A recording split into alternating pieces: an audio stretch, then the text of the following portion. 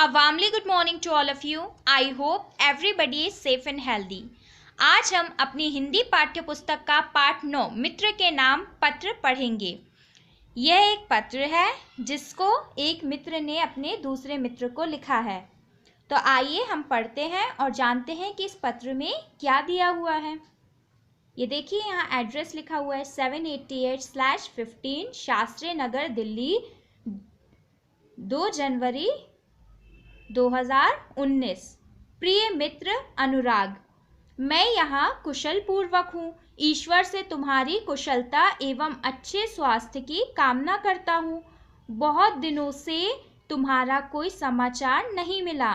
क्या तुम मुझसे नाराज हो? मित्र, तुम्हें यह जानकर प्रसन्नता होगी कि मुझे इस बार छुट्टियों में पहली बार माता पिताजी के साथ रेल द्वारा अपने ननिहाल जाने का मौका मिला।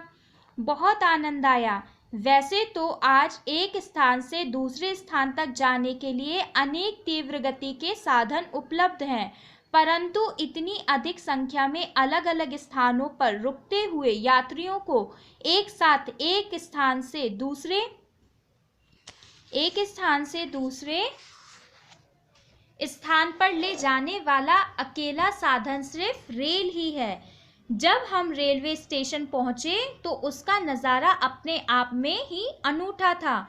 रिक्शा, स्कूटर, कारों, टैक्सियों की कतारें लगी हुई थी। कुछ लोग अपने सामान के साथ स्टेशन के अंदर जा रहे थे तो कुछ सामान के साथ बाहर आ रहे थे। बाहर आने वाले यात्रियों से टिकट संग्राहक टिकट वापस ले रहा था। किसी ने खुद सामान उठा रखा था और किसी ने भार वाहकों की मदद ली हुई थी। टिकट लेने वालों की लंबी लंबी कतारें लगी हुई थी। हमने अपनी शायिका बर्थ पहले ही आरक्षित करा ली थी, अतः हमें टिकट की लाइन से मुक्ति मिल गई थी। प्लेटफॉर्म पर पहुंचे तो ऐसा लगा जैसे कोई मेला लगा हुआ हो।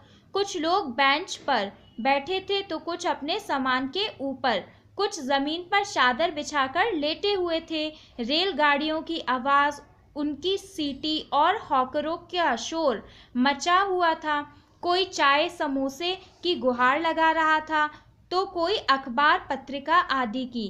कोई पान खा रहा था तो कोई मज़े से कॉफ़ी पी रहा था। कुछ लोग जल्दी जल्दी अपना सामान गाड़ी के भीतर रख रहे थे तो कुछ गाड़ियों के भीतर अपना सामान रख रहे थे तो कुछ भार वाहकों से अपने सामान उठवाने के लिए आवाज़ें लगा रहे थे। कुछ लोग किसी को छोड़ने आए थे तो कुछ अपने सगे संबंधियों को लेने। कोई ट्रेन छूट जाने के डर से तेजी से भाग रहा था तो कोई ट्रेन के देर से आने की सूचना के कारण विश्राम गृह में आराम कर रहा था या इधर उधर चहलकदमी कर रहा था।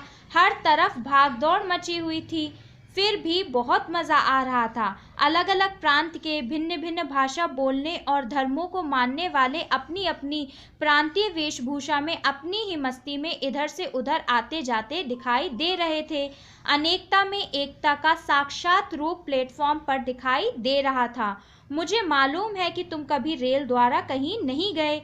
इस बार अपने माता पिताजी के साथ कहीं बाहर घूमने जाओ तो रेल द्वारा ही जाना। अलग अलग प्रांतों से होती हुई उनको एक सूत्र में पिरोती हुई अनेकता में एकता की परिभाषा बताते हुए यह हमें हमारे गंतव्य स्थान तक पहुंचा देती है। आशा है इस पत्र द्वारा तुम्हें रेल यात्रा के बारे में पता चल गया होगा। जब कभी तुम्हें रेल द्वारा कहीं जाने का मौका मिले तो अपने अनुभव तुम ज़रूर लिखना। अपने माता पिता को मेरा प्रणाम कहना और छोटे को प्यार। तुम्हारा मित्र नमित। तो बच्चों, आपको समझ आया कि नमित ने अपने पत्र में रेल यात्रा का वर्णन किया है। आप भी रेल द्वारा घूमे हैं ना, तो आपको ये लेसन अच्छे से समझ आया होगा। Thank you.